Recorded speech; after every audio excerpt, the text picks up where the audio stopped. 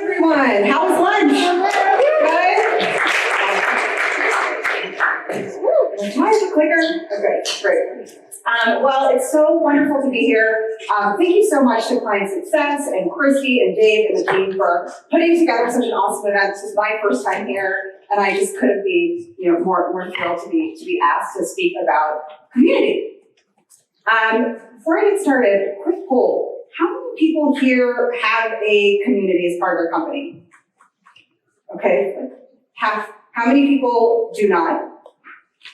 Okay, that's like the other half. But how many people are thinking about it? Okay, great. So I may or may not sway you to build a community, but I'm very much a huge proponent of building a solution to match your problem, and we'll talk a little bit more about that as I go through the slides.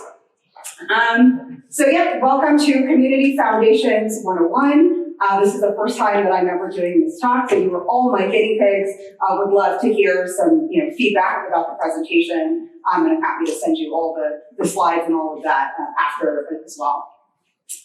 So here's a little bit of what we'll run through today. The first is why community? Why is community important? Why is it exciting? Why are people talking about it?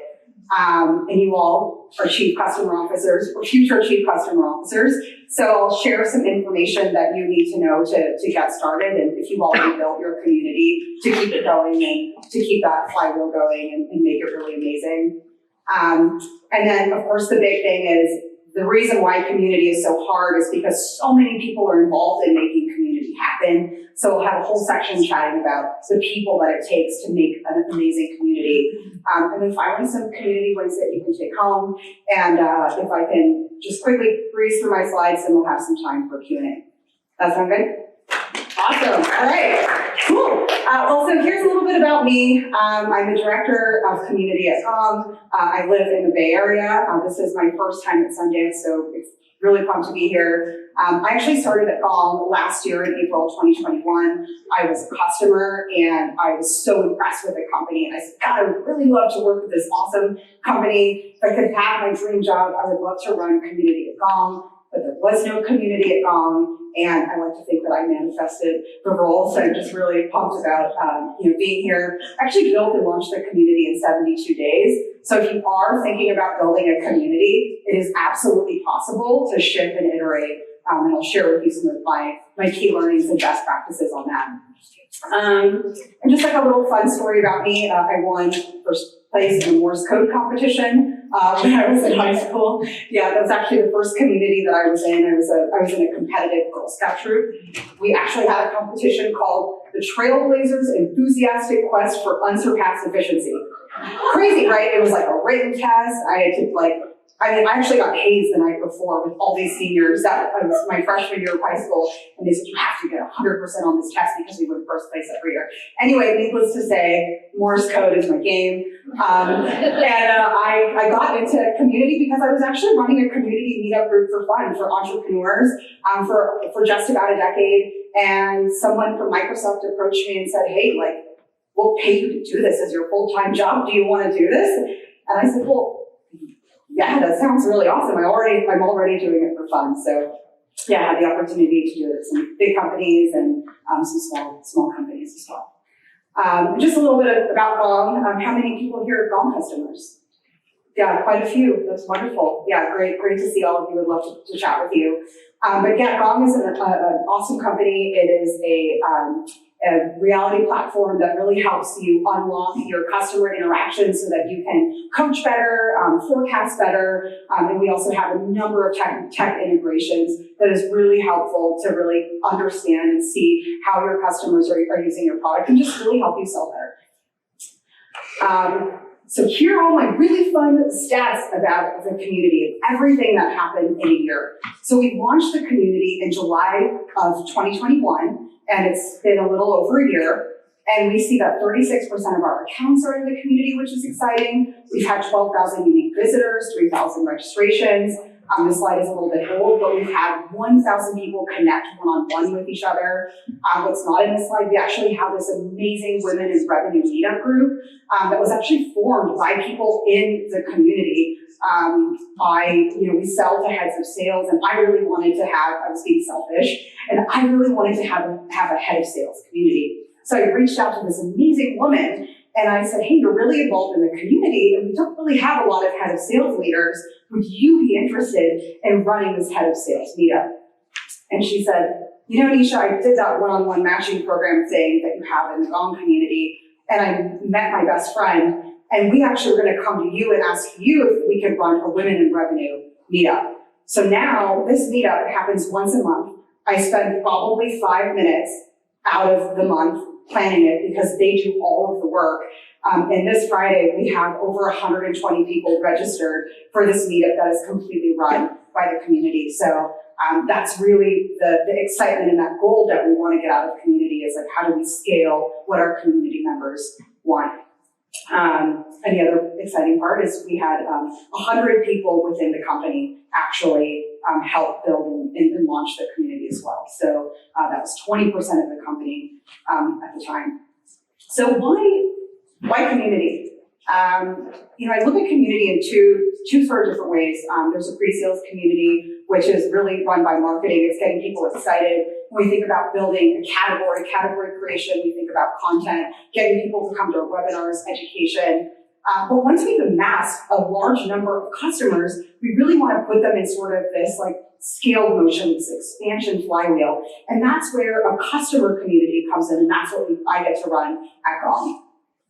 And here are just some really exciting tidbits for you of what every chief customer officer needs to know.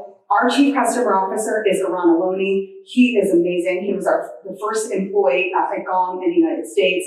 He served in the Israeli intelligence for about a decade. He's advised for several companies. He's also worked and an executive at many other important tech companies.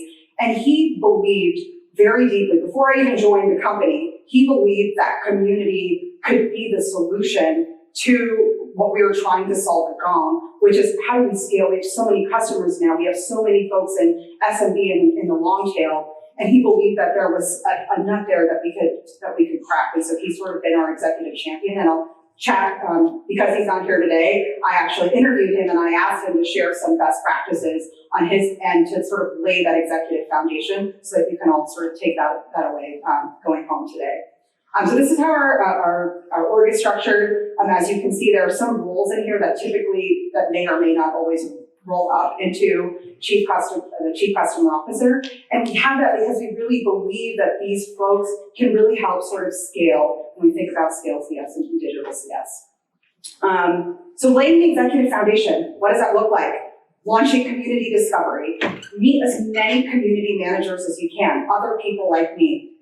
Semi-hiring, semi-learning, really understand what it is that they've tried to solve for, what are some programs that work for them, what are some that didn't, have conversations with other ELT members, understand what it is that they're trying to solve for as well, and how community can kind of help, be part of that puzzle piece to the company as a whole. And then just collaborate with teams, get logistics, and make sure that it's prioritized. So when I actually was hired, I had to interview with our CEO, and it was really important to our CEO that this became a priority for the whole company because community affects everyone, if done right. So this is probably a slide you want to take a picture of. How do we measure success? We ascribe to the SPACES model. Before you start thinking that I'm a genius and I invented this, I did not. I can't take credit for it. But the SPACES model stands for support, product, acquisition, content, engagement, and success. And so what that means is, if community is built right, then it will affect support in an amazing way. We'll be able to gather product feedback. You'll be able to acquire new customers. You'll be able to have amazing user-generated content from other community members. You'll have all sorts of scale programs, just like the Women in Revenue meetup that I shared. And then, of course, we see that people that are actually in the community tend to upsell more. They have higher product stickiness. And I'm actually really excited because I'm actually able to contribute ARR influence in my community. I'm actually tracking people that find the community by searching us on Google, then registering as a non-customer, and then becoming a customer. And then once they become a customer, I can see that the influence that the community has. So that's something that I would definitely have all of you consider setting up. Make sure that you have some form of a spaces model, because this is what will help continue to have a further investment within the company. I won't go through all of these, so this might be another picture that you might want to take. But to build a community, it takes a community. And so this is a number of people within the company that actually help make the community what it is today. So, we think about support. What does support want? They want more support tickets. They want more case deflection. They want a place for people to go before they start going to support and asking, simple questions. And so, what I said to them is, I will offer you all of these things, but I will need some help from you. And so I asked them, hey, what are the questions that people are asking every single week? And when I get those questions, I ask them to put a support tip of the week, so that proactively, when people are looking for something, people usually go to Google, or they'll go to the help section in our product, then they can actually find it proactively in the community first before they log that support ticket, and that's actually saved us thousands of dollars. Same with product. The community is the primary way that product people are actually able to get their feature requests in. So there's just a ton of different activities and programs that we're doing, and these are just some of them. This slide turned out a little bit funky. But basically, there's community programs that touch every single part of the customer journey, and these are just a few of them. And so, some of them that I'll mention is people are looking they're looking at Google, and they're looking for information. They'll find the community. They'll find really interesting information about your category. They'll meet other interesting people through the other groups that you've built, or even like one-on-one networking matching program that we have. And then they end up becoming a super user. And then because they love your product so much, they're actually sharing their best practices back into the community, sort of like creating that flywheel. And then, of course, just more slides here around mapping the spaces model to that your company goals in life cycle as well. So we're tracking all of this every quarter. I sit in all of our QBRs. I talk about this, and it's just really exciting to see that our active people in the community are buying. They're buying more Gong, and they may not be necessarily connecting on the topic of Gong, but because Gong connected them, they end up chatting about it anyway. So, hey, fine by me if you want to naturally, upsell each other on the product.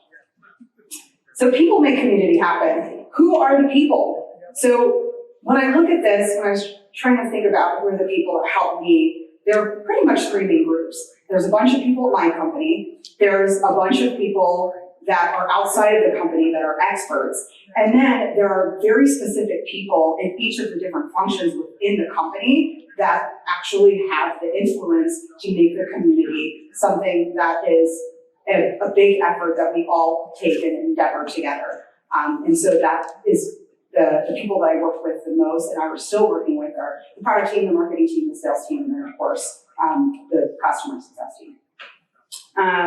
This is our rapid. Some of you may have a RACI. This may be helpful. This is just a reference slide, but this is how we thought about the decision making as it relates to the community. If there's 100 people that are working together to build something, you better have like a really strong program management office to make sure that it all sort of works. And this is what we use to make decisions, which is how we were able to launch in 72 days and how we make all decisions within the community.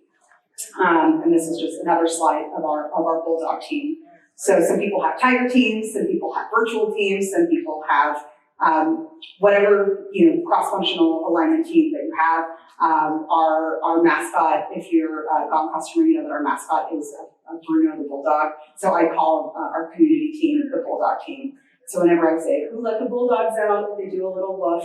So it's fine. Community is all about having fun. So we love to do that. Here are some community wins that you can take home. I made a slide for people that if you don't have a community of things that you can do, and then I made another slide for things that you can do if you already have a community. So if you don't have a community, decide if the community is the right thing for you. Think about what is it that you are trying to solve for as a business. For us, we thought about, well, we have thousands of customers and we want people to connect with each other and to share best practices. People were literally emailing the CEO, the CCO, lots of people, executives within the company. Is there another company like this that's doing this? How did they do it? Marketing answers the what. Marketing answers the why. But who answers the how? That's us. That's the customer success team. And how do we scale that? We think that community is one of those ways. You can make sure to learn from the best, meet all of the right people within the community, meet other CS leaders that have actually employed other community professionals that have helped scale sort of their business, define what successful looks like. Feel free to use the spaces model, that's there for you. Create that internal task force and build and launch the community in 90 days. Sounds crazy, you can do it. I promise you can. I did it. It took a lot of blood, sweat, and tears, but it's something that's near and dear to my heart and is absolutely possible with the right team in place, and then of course just measure its success and how it maps to the life cycle and all that. And also, if you do have a community, put yourself through a community audit. Is the community that you have right now achieving what it is that you want? This is something that we always have to be reevaluating processes. What got us here isn't going to take you there. We say that all the time. This is with everything that we do within our company. So we really want to revisit sort of the basics every single year. We just put ourselves through a community audit, and because of that, we're now redesigning the community based on the people that are getting the most out of the community and the people that are actually spending more because of the community. So we're now purpose building the community for our customers that we believe will be able to upsell more and have stronger NDR influence. So put yourself through that community audit, reinvigorate your strategy, constantly educate your employees. I joined as employee 500. We have 1,200 employees at Gong now. So I'm constantly explaining to people what community is, why it's important, how it'll impact them, how it'll impact the business. So I teach every month, I teach a 45-minute training on what community is and how people can get involved. So make sure to continuously show up at all of your all-hands meetings, your larger CS meetings, and continuously talk about how they can help the community and how the community is also helping them. And then, of course, make community fun, just like I said. Take it from Bruno, if you're not having it fun, you are doing it wrong. So that's it for me.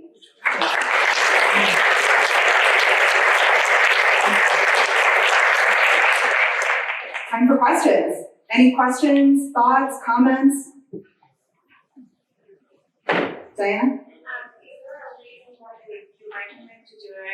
Is there a reason why you recommend to do it within 90 days, that quick? Yeah, I think community is one of those things that not everyone is super bought into.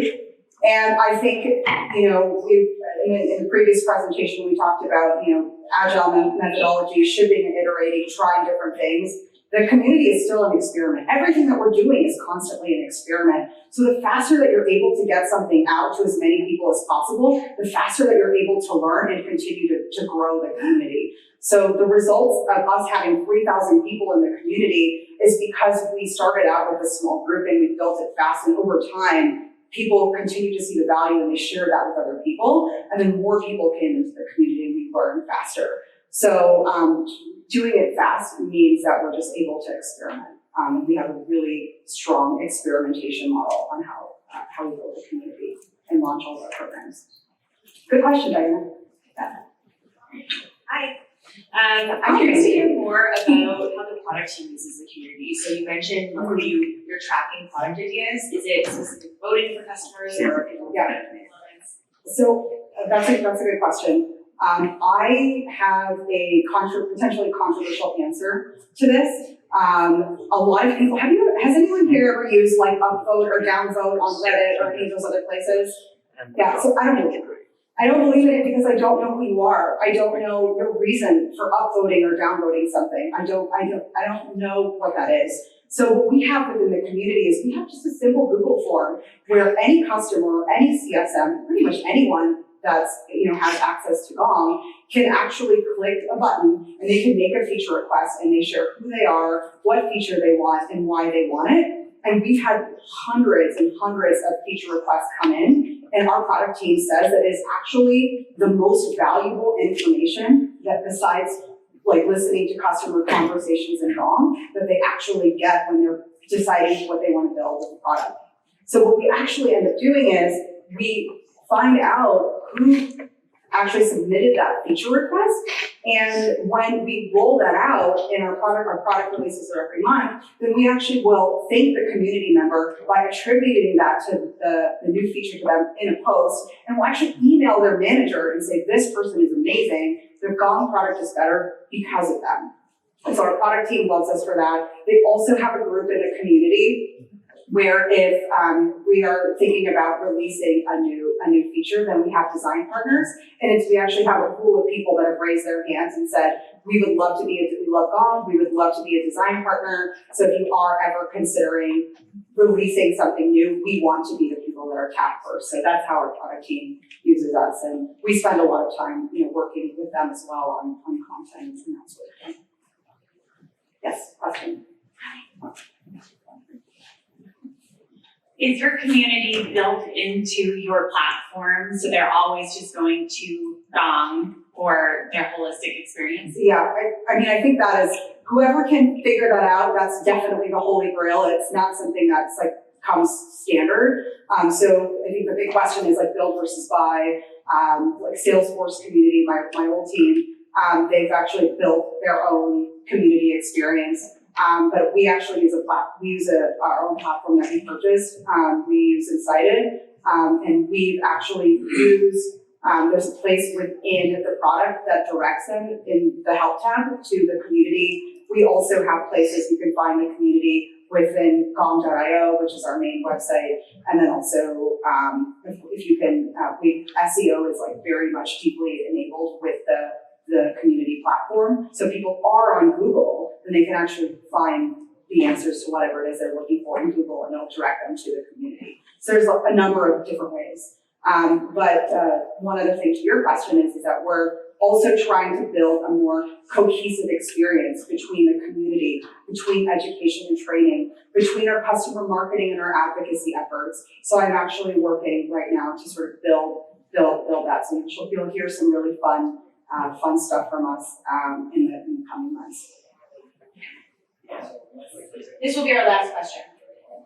Yes. I'm curious about client advocates or customer advocates and how you're harnessing their energy, if you're giving them jobs, what your ask is. Yeah, I mean, customer advocates are the ones that run the community, and that's why having customer marketing really early on in the company is really important, because those are the champions that we end up utilizing and tapping a lot to help answer our community members' questions, to sort of help scale community and become what it is. So we actually have a really strong relationship with our customer advocates. I always call our head of customer marketing, I call her my marketing partner. You can't do, if you remember the first slide that I shared with you around that pre-sales community, Iran, our chief customer officer, always says, I don't really know if we could have built a Gong community if we didn't already have a community. And we already had that community because the marketing team had already put in so much hard work in category creation, all that content that you've seen and so many of you have probably downloaded and used, and sort of brought that into this environment. So those are the advocates, those are the folks that we will typically tap. We also tap a lot of our partners as well. So if you have a really strong partner network and a partner community, those folks want to be seen as influencers within your company. This is also a really great opportunity for them to showcase their prowess. Cool. All right, thank you so much.